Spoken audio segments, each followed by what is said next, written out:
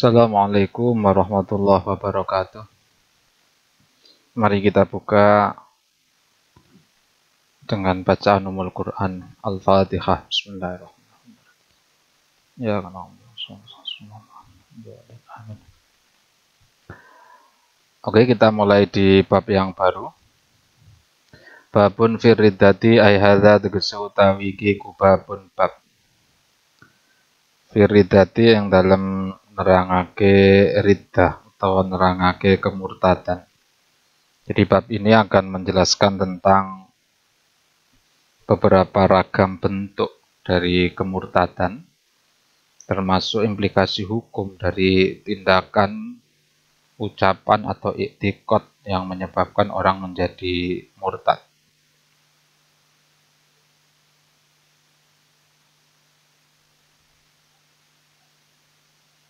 Aridatu tawi lafadz ridha lughatan yang dalam coro bahasa iku arruju'u jabel atau kembali.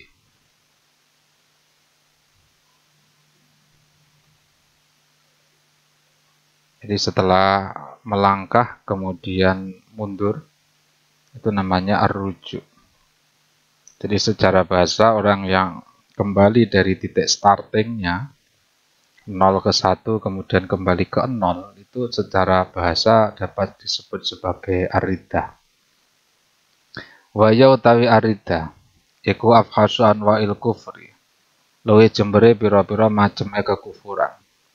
Jadi kemarin dijelaskan bahwa hukum berdosa itu ada dua, ada dosa besar, ada dosa kecil. Di antara dosa besar yang paling berat itu adalah kekufuran ini. Di antara ragam kekufuran yang paling jelek itu adalah murtad. Nah, sebab kalau kita bandingkan misalnya, bukan berarti kekufuran itu baik ya. Cuman kita ingin membandingkan antara kekufuran dengan kemurtadan. Orang kalau kufur itu kan memang sejak awal dia tidak iman.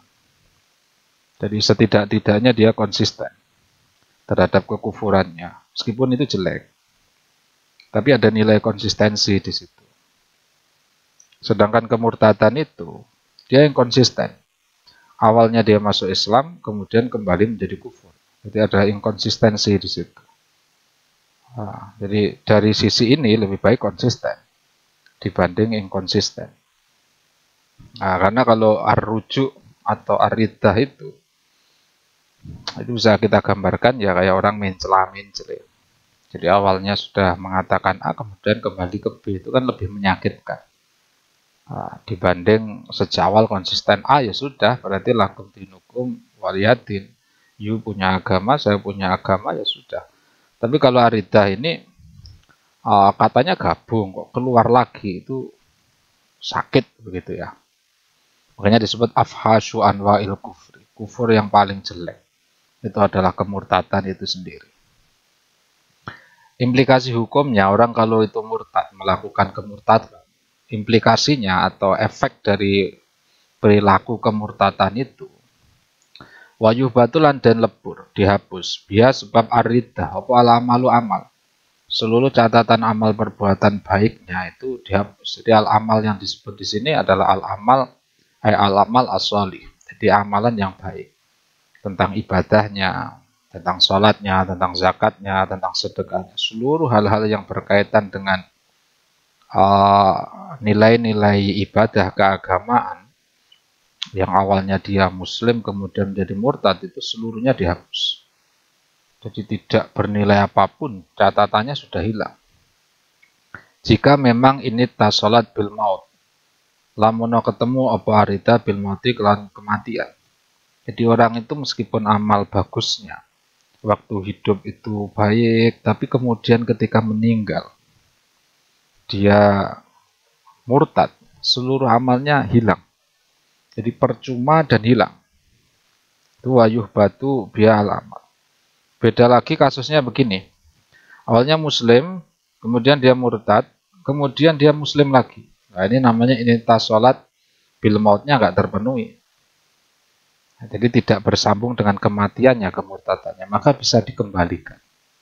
Nah, oleh karena itulah kita memahami mengapa orang kufur itu kalau masuk Islam tidak harus mengqadha ibadahnya, tapi kalau orang murtad, awalnya muslim, murtad, kembali muslim lagi, dia harus mengqadha. Karena apa? Dengan dia kembali ke muslim, taklifnya berlaku lagi, dan oleh karena taklif itu berlaku lagi, maka tawabnya juga berlaku lagi. Makanya disuruh mengqadha. Fala yajibu mongko ora wajib apa i'adatu ibadatihi baleni pira-pira ibadah murtad alati qabla ridati kang ing dalem sadurunge kemurtadan. Jadi oleh karena ini salat bil maut itu, maka implikasi hukum yang lain, ibadah-ibadah yang dulu pernah dilakukannya, kemudian dia murtad, kemudian muslim lagi, itu ibadah itu tidak harus diulangi. Karena ketika dia muslim lagi, amalan yang pernah terhapus itu dikembalikan lagi, sehingga tidak wajib mengulangi. Beda lagi kalau misalnya wayuh batu biya ala almanita sholat bil maut itu tidak berlaku. Ya, jadi kalau istilah tinitas sholat bil maut itu tidak diberlakukan, maka orang itu kalau dia dari Islam murtad Islam lagi, seluruh amalannya sejak dia masuk Islam harus diqadha. Nah, makanya catatan ini sholat itu menjadi keyword penting dalam memahami wajib tidaknya qadha orang yang murtad. Wa qala lan dawu Abu Hanifah Imam Abu Hanifah tajibu wajib apa ya. Nah, karena secara rasionalitas begini kalau madhab ini. Orang muslim kemudian murtad, itu kan dihapus seluruh amalnya. Kemudian dia muslim lagi. Pertanyaannya, yang terhapus bisa dikembalikan apa enggak? Jadi kalau menurut Imam Abu Hanifah, yang terhapus ya terhapus, sudah tidak bisa dikembalikan lagi. Maka dia harus mengqadha lagi sejak dia masuk muslim yang pertama kali sebelum murtad. Nah, tapi menurut ulama lain, karena dia sudah bertaubat begitu ya, maka seluruh yang terhapus itu dikembalikan lagi. Wasar'an utawi murtad secara syara iku qad mukalafin oleh mutuse wong mukallaf. Mukallaf itu berarti balik dan akal. Sudah balik, sudah berakal. Artinya bukan sobi, bukan orang gila. Mukhtarin kang karpe dewe. Mukhtarin itu artinya sukarela. Dia tidak dipaksa. Jadi lawannya mukroh itu mukhtar. Fatalhu mongko nganggur. Apa ridah min sobiyen saking sobi wa majnunin lan wong kang edan. Wa mukrohin lan kang din pokso. Alaiha ing atase arida. Idza kana ing dalem nalikane ana apa qalbu atine mukroh ana iku mukminan wong mukmin. Nah, dari batasan mukallaf inilah, mukallaf yang mukhtar ini maka mengecualikan perilaku murtad yang muncul dari sobi. Karena sobi itu belum mukallaf. Mengapa belum mukallaf? Karena dia belum balik. Majnun, orang yang gila, ini tidak dianggap sebagai mukallaf. Mengapa? Karena di antara kriteria mukallaf itu adalah akil. Dan majnun ini dianggap ghairu akil. Artinya akalnya tidak berfungsi. Fisik akalnya ada. Fisik akalnya ada, tapi fungsinya tidak ada. Wa mukrohin. Nah, mukrohin itu lawannya dari mukhtar. Dan orang dan paksa leha yang atasi rida. Dengan catatan idza kana qalbu mu'minan, kalau hatinya tetap beriman. Jadi lesannya mungkin kayak dihukumi kayak orang non muslim karena melakukan satu hal yang dilarang itu, misalnya bersaksi bahwa Tuhan itu lebih dari satu, karena dipaksa. Akan tetapi kalau hatinya itu tetap iman, tidak masalah begitu ya. Dengan catatan dia dipaksa ya. Kalau dibuat mainan ya jatuh. Jadi hatinya tetap beriman. Idza kana qalbuhu mu'minan, ketika hatinya itu tetap dalam kondisi keimanan. Nah, ini penting menjadi catatan karena terkadang ada orang itu awalnya dipaksa tapi menikmati itu juga banyak. Nah, jadi idza kana qalbu mu'minan ini dipaksa dia tidak menikmati sehingga hatinya tetap iman. Mutus-mutus qat'u islaman ing Islam. Mutusnya dengan apa? Yang pertama, bikufrin dengan kekufuran azman kelawan azman kelawan mantep. Halan yang dalam saknalika au ma'alan utawa yang dalam mengko-mengko. Baik dilakukan secara langsung, ya seketika itu dia melakukan kekufuran, atau kekufurannya diniatkan nanti. Nah, saya nanti tak habis sholat duhur tak kufur misalnya begitu. Itu namanya ma'alan. Fayakfuru mongko kufur. Fayakfuru mongko kufur sapa mukallaf bihi. Sebab azman, ya, jadi azman ini selevel di bawahnya niat ya, azm itu. Halan yang dalam seketika. Jadi meskipun dia berencana akan kufur itu ba'da zuhur, maka seketika itu pula ketika dia berencana kufur, dia sudah distatuskan kufur. Auqolan atau ucapan. Jadi kalau azman ini memakai hati, auqolan pakai lisan, atau ucapan. Jadi ucapan yang mengarahkan atau menyebabkan dia menjadi kufur. Au fi'lan utawa penggawean. Au fi'lan utawa penggawean. Jadi perbuatannya yang menggambarkan kekufuran. Misalnya sujud pada selain Allah. Itu bisa menyebabkan kufur. Makanya urusan sujud itu satu hal yang harus hati-hati. Satu hal yang harus hati-hati. Orang banyak kemudian melakukan sujud syukur tapi tidak jelas itu sujud syukur atau sujud apa. Katanya sujud syukur kok tidak menutup aurat. Katanya sujud syukur tapi kok ternyata dalam kondisi yang tidak memenuhi persyaratan, itu tidak menjadi sujud syukur. Jangan-jangan itu menjadi sujud li makhluk, apalagi tidak menghadap kiblat, menghadap supporter misalnya begitu. Bi'tiqadin kelawan ngeyakini lidzalikal fi'li maring mengkono penggawean awil qauli utawa ucapan. Ai mahu tegese ing dalam sertane i'tiqad. Jadi dia berkata, dia berbuat yang di dalam hatinya disertai dengan satu i'tiqad, satu keyakinan. Ya, keyakinan bahwa apa yang dilakukan misalnya menyembah orang itu, menyembah pohon, itu bagian dari apa yang dia yakini sebagai ritualnya, maka sejak itu pula dia menjadi kufur. Alma inadin utawa yang dalam sertane angas. Nah, jadi bi'tiqadin au inadin minal qaili saking wong kang ngucap awil fa'ili utawa wong kang lakoni. Ya, minal qaili saking wong kang ngucap awil fa'ili utawa wong kang lakoni, baik dari yang mengatakan atau yang melakukan itu. Jadi inadin itu biasanya dimaknani sebagai mengingkari. Jadi dia bicara begitu, dia berbuat begitu, itu manifestasi dari keingkaran yang ada di dalam hatinya. Au ma'astihza'in utawa yang dalam sertane keguyon. Au istighfafin tegese ngino-ngino. Au istighfafin tegese ngino-ngino.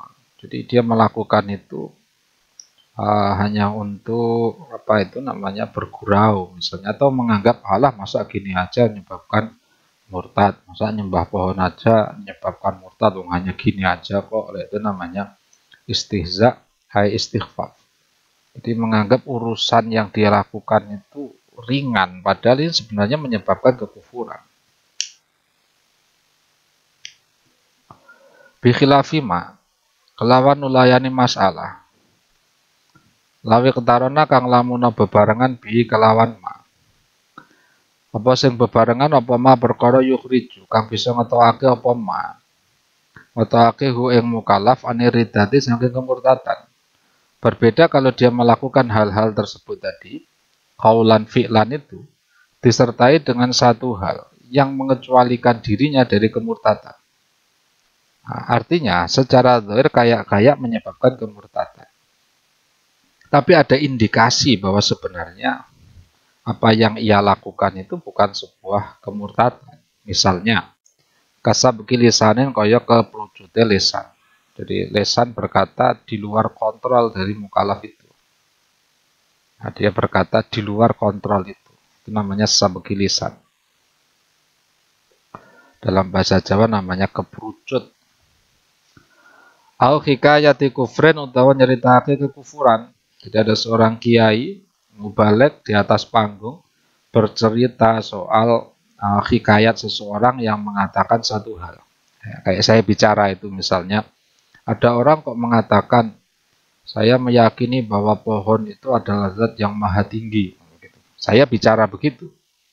Nah, tapi kan konteks saya bicara itu sebagai menceritakan, menghikayahkan tentang bentuk-bentuk kekufuran. Maka itu tidak apa-apa. Nah, di titik inilah misalnya kalau ada problematika baru. Gimana kalau ada orang membuat sebuah produksi film atau sebuah drama ya, yang ternyata isinya adalah tentang kerukunan beragama di Indonesia, kerukunan antar umat beragama. Nah, terus ternyata yang jadi peran, mohon maaf, menjadi peran non-muslim itu adalah seorang muslim. Nah, dia pakai apa ya, atribut-atribut yang menggambarkan dia non-muslim, kemudian dia di drama itu, di film itu, misalnya berbuat, melakukan ritual-ritual non-muslim, sebagaimana arahan dari sutradara sesuai dengan skenario film itu. Itu termasuk dalam kategori hikayati kufri, bahwa inilah contoh kekufuran, inilah praktek yang dilakukan oleh mereka. Jadi menggambarkan ulang tentang kekufuran itu. Al-khofen utawa karena takut. Jadi misalnya dipaksa tadi. Qala dawa sapa saikhuna, guru kita Ibnu Hajar Al-Haytami, kasaikhi halih madani gurune saikhina. Yaitu siapa itu? Pengarangnya kitab Fathul Wahab, Syekh Zakaria Al-Ansori. Ngucapnya begini. Wa kadzaiku kaya mengkene ma yukhriju anirida. Jadi di antara bentuk sesuatu yang mengeluarkan dia, mengecualikan dia dari kemurtatan, betapapun secara zahir kayak dia melakukan kemurtatan, qaulul waliyyi utawi ucapane wali ini Gusti Allah nih ya, dia mengatakan hala ghaibati, yang dalam kondisinya ghaibah wali, dalam kondisi jazab ya. Nah, dalam kondisi jazab dia berkata begini, anallah, ana utayang sun ku Allah Allah. Ini kan masyhur di kalangan pesantren ya. Misalnya cerita tentang Syekh Siti Jenar atau yang lain yang mengatakan ma'fil jubah ilallah, tidak ada di dalam jubah ini kecuali Allah. Itu kan serupa dengan ucapan Allah, saya ini Allah. Gitu. Itu kalau dilakukan orang-orang biasa selain wali, selain dalam kondisi ghaibah, itu kan menyebabkan kemurtadan. Karena kayak dia menganggap bahwa dirinya itu Allah. Nah, kan tetapi di sini diperkecualikan karena ini waliullah. Dan kita tahu dalam tradisi sufisme itu jazab itu kan menjadi satu hal yang biasanya dilewati, memang tahapan yang dilewati oleh para wali itu. Sebelum dia menjadi makom bako itu kan biasanya makom fana dulu. Sehingga dia membayangkan bahwa tidak ada yang wujud ini kecuali Allah. Bahwa saya ini sebenarnya begitu ya dalam konteks wali itu. Ya manifestasi dari Allah itu sendiri. Karena sebenarnya saya tidak ada, yang ada hanyalah Allah. Dan seterusnya itu dalam khazanah sufisme nanti dibahas khususnya dalam kategori makom fana ya. Wa nahwuhu lan umpamane anallah. Mimma nyatane perkara. Wa kang terjadi apa maliai matin maring. Liai matin kedue pira-pira imam minal arifin kang saking pira-pira wong pang makrifat. Contone Ibnu Arabiyyin iku kaya Ibnu Arabi. Wadbailan pira-pira pengikute Ibnu Arabi. Bihakin kelawan hak. Jadi pengikut yang mengikuti secara benar ya, bukan disalahgunakan. Nah seringkali pengikut wali-wali yang kondisi jazab itu terkadang menyalahgunakan itu hanya untuk keren-kerenan semata misalnya. Jadi sok bermain filsafat dan seterusnya. Padahal dia sebenarnya di posisi sadar begitu ya, itu berbahaya sekali. Makanya wa ma te perkara wako akan terjadi apa ma fi ibaratihim yang dalam tetembungannya al-arifin. Jadi hal-hal yang berkaitan dengan pernyataan-pernyataan orang makrifat itu. Mima nyatane perkara yuhimu kang awe cipta apa ma kufron ing kufur. Yang secara zahir itu sekilas memberi makna kekufuran. Wa ma mubtada iku ghairu muradin kang ora den karepake. Bi kelawan ma apa zahiru zahirin ma. Nah, ini yang perlu kita waspadai dalam berguru. Bahwa terkadang para wali yang di dalam kondisi jaza, yang ucapannya itu seolah-olah berupa kekufuran, tapi sebenarnya mereka tidak menghendaki itu. Jadi dari ucapan anallah itu bukan dimaknai secara zahir bahwa yang mengatakan anallah itu bahwa dia Tuhan, bukan. Nah, jadi ya kondisinya begitu. Ini sama misalnya orang lindur itu loh. Nah, orang lindur kan bicara ya sesuai yang dia alami di bawah sadar. Tapi dia mengatakan begitu, dia berbuat begitu tidak dalam konteks ingin menjadi kufur dan seterusnya, tidak.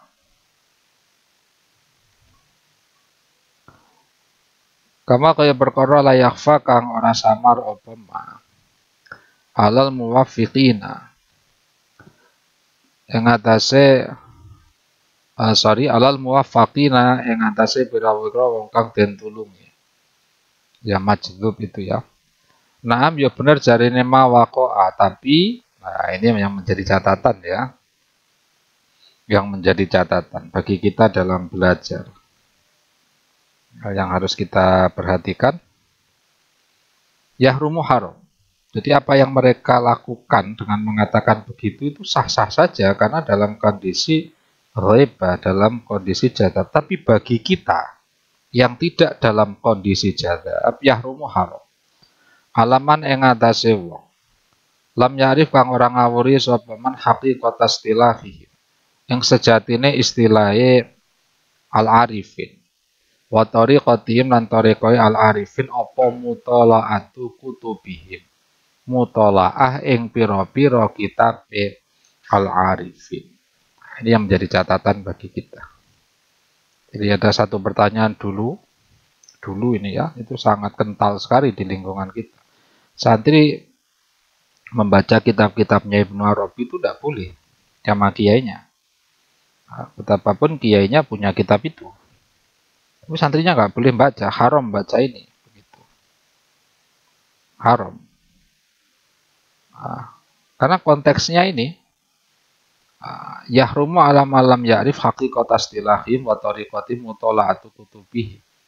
Konteksnya ini, jadi bukan kemudian menghalang-halangi orang untuk belajar, bukan menghalang-halangi orang agar tidak maju, jadi santrinya biar bodoh, tidak boleh bicara soal filsafat, tidak boleh bicara soal ketuhanan dan seterusnya.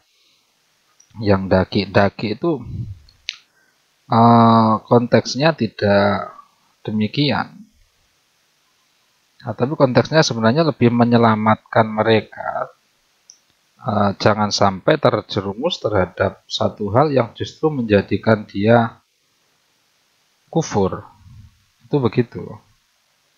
Nah, ini ada penjelasan ulamanya yang saya kira patut untuk dicatat. Barangkali teman-teman nanti mau melanjutkan perkuliahan, kemudian mulai membaca wacana-wacana yang demikian, ini harus cukup hati-hati.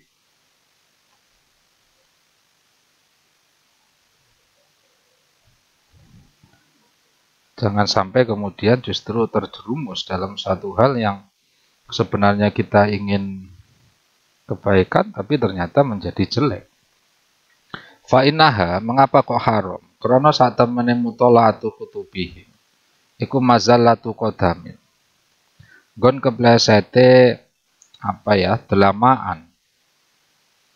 Gon keplesete delamaan lahu kang keduwe man.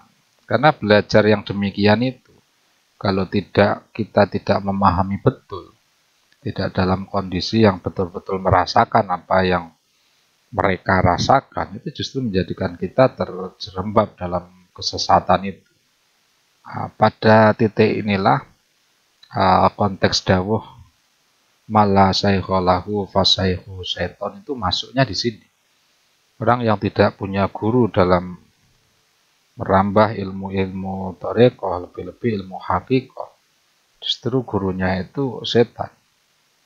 Karena sangat-sangat rentan, sangat-sangat rawan dia akan terpleset dengan permainan logikanya sendiri. Karena dia tanpa ada pembimbing yang membimbingnya. Wa ming sama lan saking arahe mengkono-mengkono fa innaha mazallatu qadamin dola kesasar sapa kasiruna biro-biro wong akeh irtaru kang padha kabujuk sapa kasiruna bidzawahiriha kan biro-biro zahire kutub. Jadi banyak orang yang menjadi sesat, menjadi salah dalam beragama gara-gara dia tidak mampu memahami apa yang dimaksudkan oleh ulama-ulama ahli ma'rifat itu di dalam kitabnya. Sementara para ulama ahli ma'rifat itu menuliskannya, ya, menuliskan makna yang dikehendakinya secara zahir, padahal yang dikehendaki adalah makna yang lebih dalam. Sementara pembacanya lebih menyikapinya sebagai makna-makna zahir saja. Ya kayak ucapan itu tadi, misalnya ama fil jubah ilallah. Tentu secara zahir langsung bisa ditangkap bahwa maksud dawuh ini adalah bahwa di dalam jubah ini tidak ada apapun kecuali Allah. Jadi seolah-olah dia menganggap dirinya Tuhan. Itu kalau secara zahir. Tapi bagi mereka, orang-orang yang bergelut di dunia sufisme, di tingkatan-tingkatan tertentu, yang dimaksudkan tidak begitu. Tentu maknanya lain dari makna zahirnya. Titik. Wa qaulu bin Abdissalam utawi dawe Syekh Izzuddin bin Abdissalam. Ini ulama terkenal sekali ya dalam bidang syariah khususnya. Ini termasuk pencetus kajian Maqasidus Syariah Izzuddin bin Abdissalam. Punya kitab Qawaidul Ahkam fi Masolihil Anam, punya kitab pula Al-Fawaid As-Sughra. Yu'azzaru dawuh ing lafadz yu'azzaru ditakzir sapa waliun wali. Kala kang ngucap sapa wali ngucap ing lafadz ana utawi ingsun iku Allahu Allah. Wa qaulu bin Abdissalam mubtada iku fi ku tetep ing dalem qaul nadhurun utawi ningali.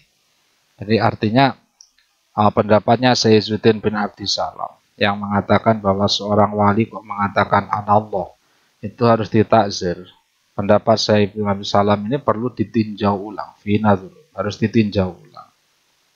Tinjauannya bagaimana? Lianau krana sak temene wali iku ing kala lamun ngucap sapa wali hu ing anallah wa halih utawi wali ku mukallafun mukallaf ya fawa mongko utawi wali ku kafirun kafir la muhalata hale mesti.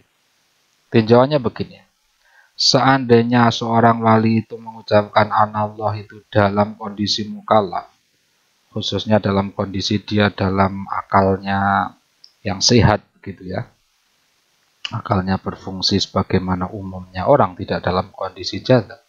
Kalau dia dikatakan ketika mengucapkan itu adalah mukallaf, maka tentu status hukumnya kafir. Sebaliknya wa in qala lamun ngucap sapa walihu ing anallah halal ghaibati yang dalam kondisi jazab almani ati kang iso nyegali taklifi maring taklif ya fa ayu wajin mengko tayen din-dine dalan iku li takziri kedua takzir. Jadi kan pilihannya dua. Seorang wali kok mengucapkan anallah itu kan tinjaunya dua. Dia mukallaf apa enggak? Kalau kemudian kita mengatakan dia mukallaf, maka kafir. Kalau kita katakan dia tidak mukallaf, ya maka tidak terkena hukum sebagaimana seorang sobi. Sobi majnun itu. Ya, mengapa dia tidak kemudian ditakzir? Ya karena ghairu mukallaf. Wali juga sama. Ketika kondisi jazab, maka akalnya tidak berfungsi sebagaimana dalam kondisi sadar. Dia mengatakan demikian sesuai dengan zauk sesuai dengan haliyah yang ia alami ketika itu. Maka bisa dikatakan dia ghairul mukallaf karena akalnya tidak dalam kondisi akal yang sadar. Kalau ghairul mukallaf fa'ayu wajhin lita'zir.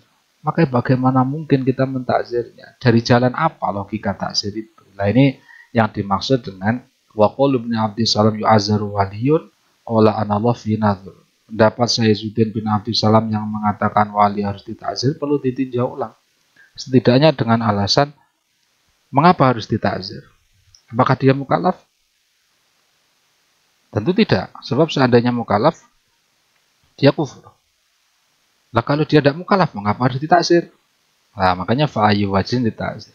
Jalan apa, logika apa yang digunakan untuk menetapkan bahwa mereka harus ditakzir? Intah wastutuk opo qaulu syekhina, pendapat dari guru kita inggih punika Syekh Ibnu Hajar Al-Haytami. Wadzalika kana fi soniin wallahu a'lam bishawab. Kita tutup dengan bacaan Al-Qur'an Al-Fatihah. Ya. Assalamualaikum warahmatullahi wabarakatuh.